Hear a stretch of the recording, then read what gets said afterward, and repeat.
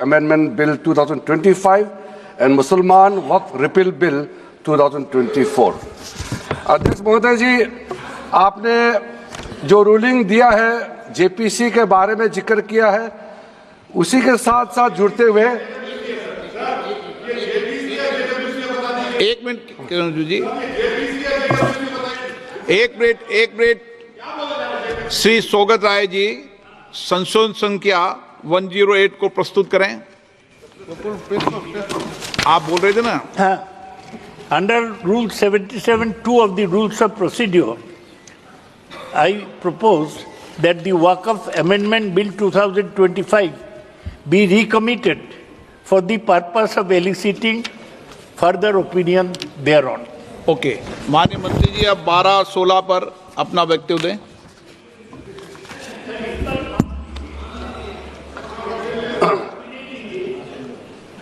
आपका जो जब मैं ओपनिंग करूंगा उसका भी जवाब आएगा, और बाकी अमेंडमेंट तो आखिर में आता ही है।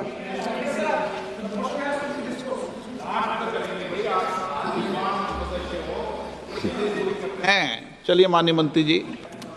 माननीय अध्यक्ष महोदय, हम सबको बहुत डिटेल में जाने का भी आवश्यकता नहीं है। कमेटी के बारे में उसका जिक्र काफ़ी हो चुके हैं, लेकिन मैं इतना कहना चाहता हूं कि जो कमेटी इस बार दोनों सदन लोकसभा राज्यसभा मिला करके ज्वाइंट कमेटी में वक्फ अमेंडमेंट बिल पे जो चर्चा हुई है, आज तक भारत के संसदीय इतिहास में इतना व्यापक रूप से चर्चा, कंसल्टेशन और समय कभी नहीं दिया है। इसलिए मैं जो ज्वाइंट कमेटी में जितने मेंबर्स दोनों सदनों के लोकसभा और राज्यसभा में जो सदस्य उस कमेटी में थे, मेरे तरफ से सरकार की ओर से मैं धन्यवाद देता हूं, अभिनंदन करना चाहता हूं। अध्यक्ष महोदय जी, कुल मिलाकर के 97,27,772 याचिकाएं ऑनलाइन, फिजिकल, मेमोरेंडम के रूप में, रिक्वेस्ट के रूप में और सुझाव के रूप में पूरे तरह से सरकार ने देखा है। वो जेपीसी के माध्यम से हो या डायरेक्ट दिया हो, हमने सब उसको देखा है। इससे बड़ा कभी भी, इससे ज्यादा संख्या में किसी भी बिल के ऊपर में लोगों का याचिकाएं नहीं आया आज तक। कुल मिलाकर के 284 डेलीगेशन ने अलग अलग समुदाय के जो स्टेक होल्डर्स है, उन्होंने कमेटी के सामने में अपने बात को रखा है, सुझाव भी दिया है। 25 स्टेट गवर्नमेंट और यूनियन टेरिटरीज का वक्फ बोर्ड्स ने अपना सबमिशन भी पेश किया गया है। इसके अतिरिक्त कई लीगल लुमिनरीज, विद्वान लोग हैं हमारे समाज में, कम्युनिटी लीडर्स हैं, अलग अलग धार्मिक संस्थाओं का प्रतिनिधि, charitable organisation, civil society, academicians, researchers, policy makers, सब ने इस कमेटी के सामने में पेशकश किया है। उसके साथ साथ मैं कहना चाहता हूं सर, आज जब मैं जो बात रखूंगा आपके सामने में, पिछली बार जब हमने ये प्रस्तुत किए थे बिल को इस सदन में, तब भी मैंने कई बातें बताई थी। आज मैं उसको नहीं दोहराते हुए कुछ बातें मैं जोड़ूंगा, और मुझे अपना बात रखने के बाद सिर्फ उम्मीद ही नहीं, पूरा यकीन है कि जो लोग इस बिल को विरोध कर रहे थे, वो हृदय में भी बदलाव होगा। पॉजिटिव सोच के साथ इस बिल में सब समर्थन करेंगे, ये मैं विश्वास के साथ आप आगे अपना बात रखना चाहता हूं। क्योंकि मैं पॉजिटिव नोट से बात रखना चाहता हूं, तो इसलिए एक मेरे जो मन की बात है मैं कहना चाहता हूं, तो इससे अच्छा संदेश जाए। किसी की बात कोई, अध्यक्ष महोदय, किसी की बात कोई बदगुमान ना समझे, इस जमीन का दर्द कभी आसमान ना समझेगा। ये मैं दिल से कह रहा हूं, क्योंकि अच्छा सोच के साथ, बड़ा दिल के साथ, खुले मन से मैं ये प्रस्ताव आपके सामने में पेश कर रहा हूं। सर, कई लोगों ने अपने अपने तरीके से बातें रखी हैं। किसी ने कहा ये प्रावधान अनकॉन्स्टिट्यूशनल है, गैर संवैधानिक है। किसी ने कहा ये इलीगल है, अनलॉफुल है।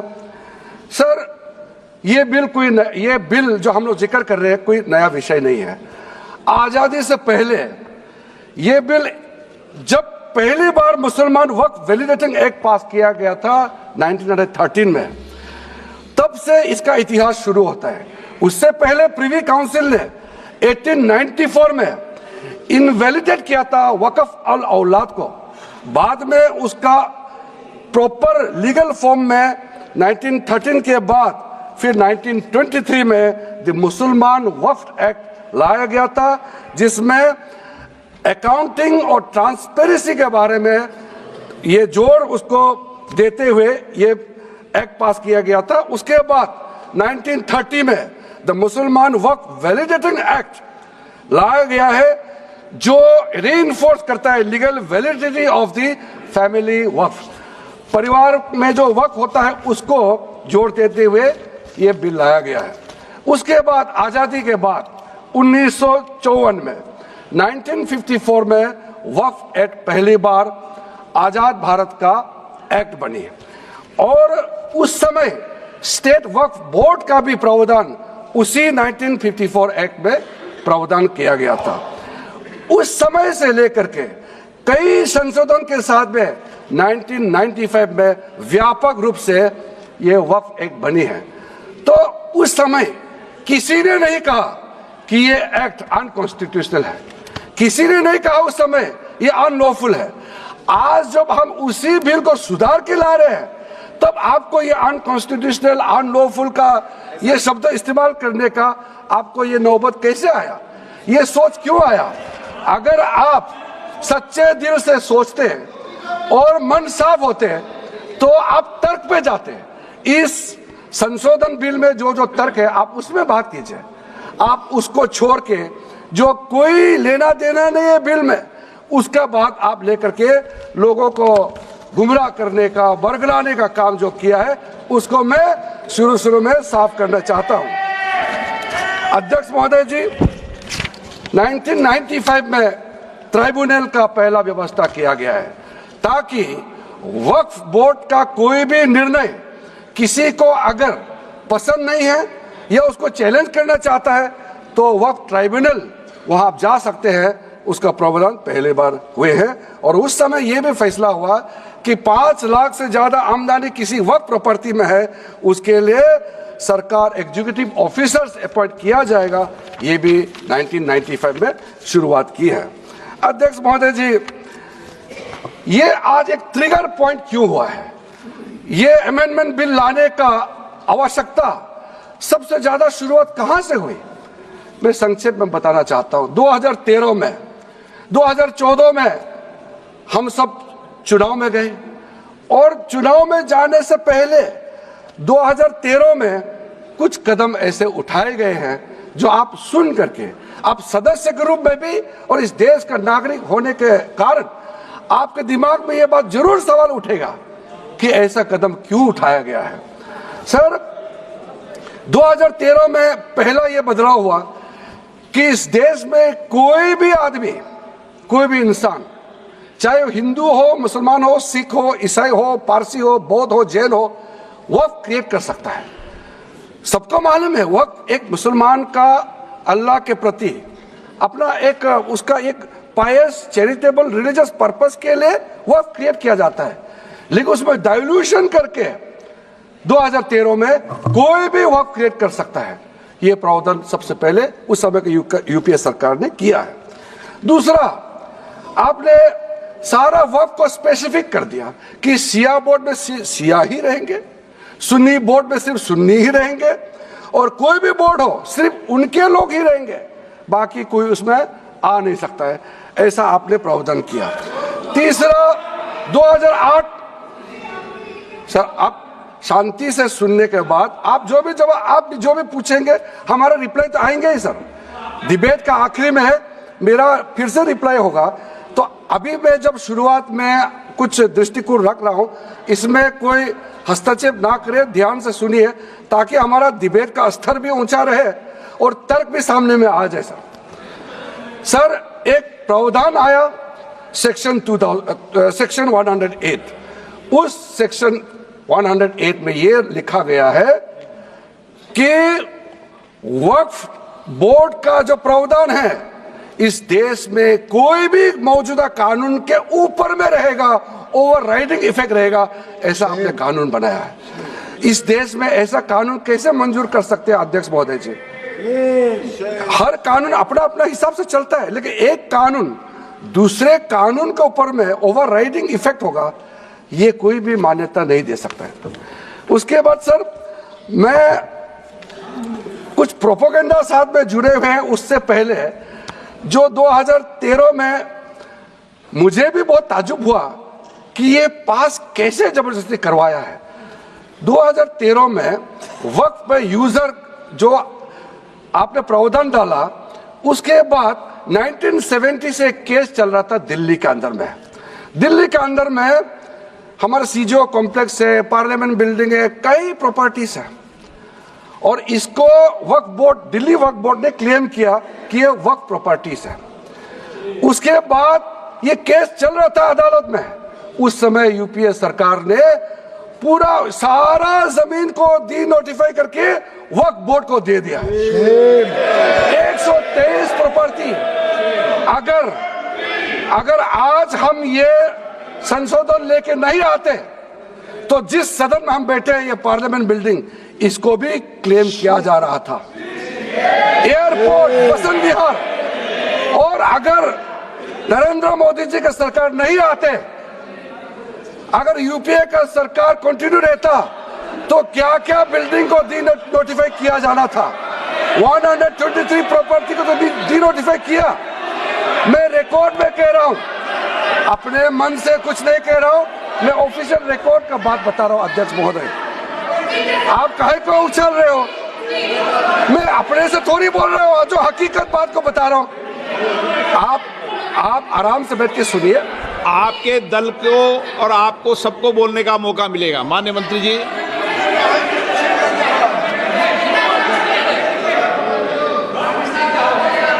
सर, मैं फिर से कह रहा हूं, मैं एक शब्द अपने ओर से नहीं कह रहा हूं, जो घटना है, जो हकीकत है, यही कह रहा हूं। इनको इसमें इतना उछालने का, उत्तेजित होने का कोई मतलब ही नहीं है सर। अध्यक्ष महोदय,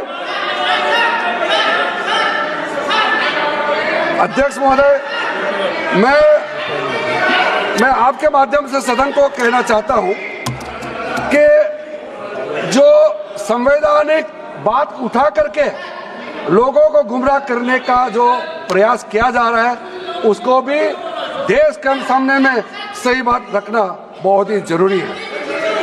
एक बात बार बार इन लोगों ने कहा गया है कि ये जो वक्फ अमेंडमेंट बिल है, ये आर्टिकल 25, आर्टिकल 26, आर्टिकल 30 का उल्लंघन करता है करके इन्होंने इल्जाम लगाया। पढ़ चुका हूं, आप पढ़ लो। कभी भी डिबेट के बीच में पॉइंट ऑफ ऑर्डर नहीं होता है, व्यवस्था दे दी है, पंथवा ना कभी। माननीय मंत्री जी बोलिए। अध्यक्ष महोदय, दूसरा विषय इन्होंने समानता का बात उठाया। आर्टिकल 14 का इक्वालिटी को लेकर के उन्होंने सवाल उठाया, उसका भी मैं जवाब देना चाहता हूं। अध्यक्ष महोदय, ये कोई तरीका नहीं है।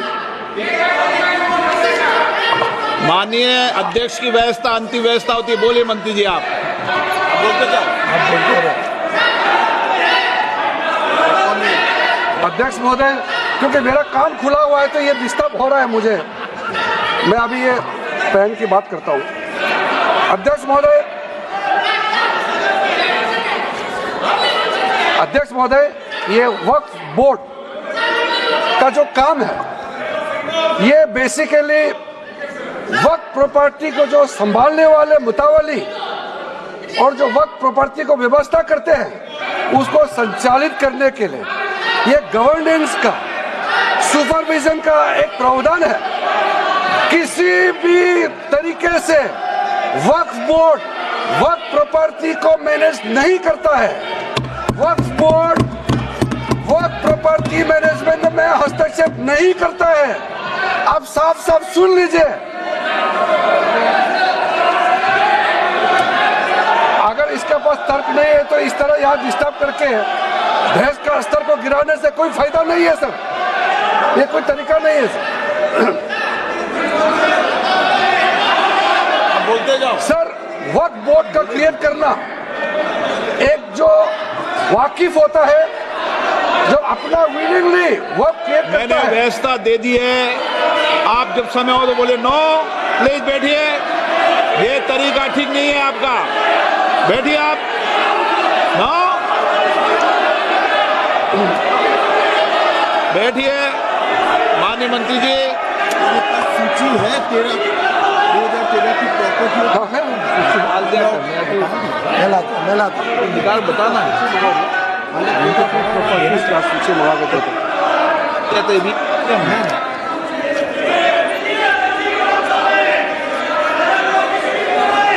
अध्यक्ष महोदय, सबको बोलने का मौका मिलने वाले हैं, तो कम से कम बात को शांति से सुनने के बाद आप अपना बात रखिए।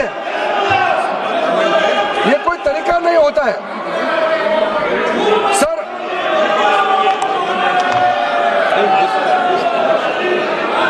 अध्यक्ष महोदय, ये जो उन्होंने गुमराह करने का कोशिश किया गया है, ये मैं कुछ केसेस आपको बताना चाहता हूं सर। आप देखिए आर्टिकल 25(1) क्या कहता है, संविधान का अनुच्छेद आर्टिकल 25(1) कहता है, subject to public order, morality and health, and to the other provisions of this part, all the persons are equally entitled to freedom of conscience and the right freely to profess, practice and propagate religion. Sir, government किसी भी धार्मिक व्यवस्था को, किसी भी religious institution, कोई धार्मिक काम में हस्तक्षेप करने नहीं जा रहा है, ना ही वक्फ बोर्ड किसी धार्मिक स्थल का व्यवस्था में कोई भी तरीके से हाथ डालने का प्रावधान है, बिल्कुल नहीं है सर। आप अगर हम कोई नमाज, सर ये क्या झूठ बोल रहे हैं, ये कॉन्स्टिट्यूशन, हम कॉन्स्टिट्यूशन का प्रावधान पढ़ रहे हैं फिर भी झूठ बोल रहे हैं, ये कॉन्स्टिट्यूशन को नहीं मानते हैं सर। किसी मस्जिद का मैनेजमेंट को हम हस्तक्षेप करने का कोई इसमें प्रावधान नहीं लिया जा रहा है। एक मिनट माननीय सदस्य, आप भारत की संसद में बैठे हो, गरिमा मर्यादा बनाए रखो, बैठे बैठे टिप्पणी मत करो। हाँ, आपको जब मौका मिलेगा आप अपनी बात कहना, बैठे बैठे टिप्पणी नहीं कर सकते, ये संसद की मर्यादा नहीं है, ऐसे नहीं चलेगा सदन। सदन व्यवस्था नियम से चलेगा। किसी भी व्यक्ति को बैठे बैठे कोई भी सदस्य जो बोल रहा हो उसके बीच में टिप्पणी करने का अधिकार नहीं है। माननीय मंत्री जी। अध्यक्ष महोदय जी, ये वक्फ बोर्ड का जो प्रावधान किसी मस्जिद, किसी मंदिर, किसी धार्मिक स्थल का व्यवस्था का कोई लेना देना नहीं है, ये सिंपली एक प्रॉपर्टी का मैनेजमेंट का विषय है।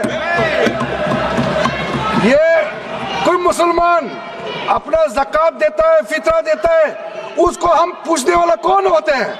ये आपका धार्मिक भावना से जुड़े हुए चीज है, उसमें सरकार का कोई लेना देना नहीं है। लेकिन ये वक्फ प्रॉपर्टी का मामला है, लेकिन वक्फ प्रॉपर्टी का मैनेजमेंट करता है, मुतवल्लिज करता है।